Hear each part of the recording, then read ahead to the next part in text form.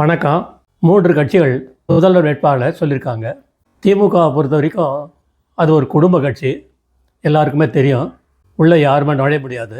முதல்வர், துணை முதல்வர் பட்டா போட்டு அவங்களுக்கு கொடுத்தாச்சு. வெளியில் இருக்கவங்க யாருமே அங்கே வர முடியாது. அடுத்து அதிமுக, எம்ஜிஆரால் கஷ்டப்பட்டு தொடங்கப்பட்டது. 11 ஆண்டுகள் தொடர்ந்து ஆட்சியில் இருந்தார். அவர் ஆட்சியில் இருந்தவரை கருணாநிதியால் தலை தூக்க முடியவில்லை. அடுத்து ஜெயலலிதா வந்தார். கட்சியை கட்டுக்கோப்பாக வைத்திருந்தார். இப்போது அந்த கட்சி பழனிசாமி கிட்ட மாட்டிண்டு முழிச்சுன்னு இருக்கு. இப்போது அந்த அதிமுக பழனிசாமியால் கழுதை தேஞ்சி கட்டெரும்பான கதையாக போயின்னு இருக்கு. அவர் தான் முதல்வர் அப்படின்னு அறிவிச்சிருக்காரு. தொடர்ந்து ஆரம்பம் முதலே கட்சிக்காக உழைத்தவர்களை வெளியேற்றி கொண்டே இருக்கிறார். அடுத்து இப்போ புதுசாக நடிகர் ஒருத்தர் கட்சி ஆரம்பிச்சிருக்காரு, தாவேகான் பேர். அவருடைய தலைவர் தான் முதல் வேட்பாளர் அப்படின்னு அறிவிச்சிருக்காரு.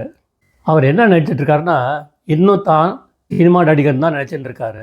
முதல்ல இவர் பொதுக்கூட்டம் போடும்போது ரசிகர்களை, பவுன்சர்களை வைத்து தூக்கி எறிந்தார்.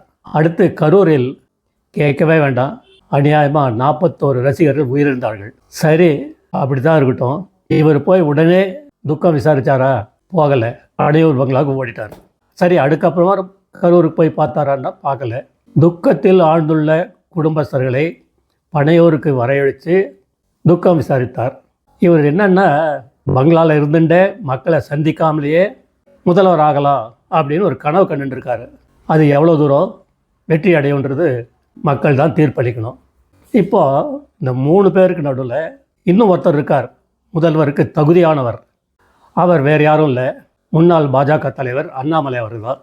உண்மையிலேயே கட்சி வேறுபாடின்றி மக்கள் அவரை நேசிக்கிறார்கள். இவர் கட்சிக்காக ரொம்பவே கஷ்டப்பட்டிருக்கார். வெயில், மழை எதுவும் பார்க்காம எண்மண் எண் மக்கள் என்ற ஒரு யாத்திரையை ஆரம்பித்து வைத்தார். சக்ஸஸ்ஃபுல்லாக முடிஞ்சது. அது மட்டும் இல்லை, 3% இருந்த பாஜகவின் ஓட்டு வங்கியை 12% மாற்றினார். கூட்டணியை வைத்து 18% வாக்கு வங்கியை காட்டினார். பாஜக மேலிடம் இருக்கு பாருங்க, அண்ணாமலையை தூர தள்ளி வச்சுருக்காங்க. இது ஏன்னு புரியல. வந்தே மாதரம். ஜெய்ஹிந்த்.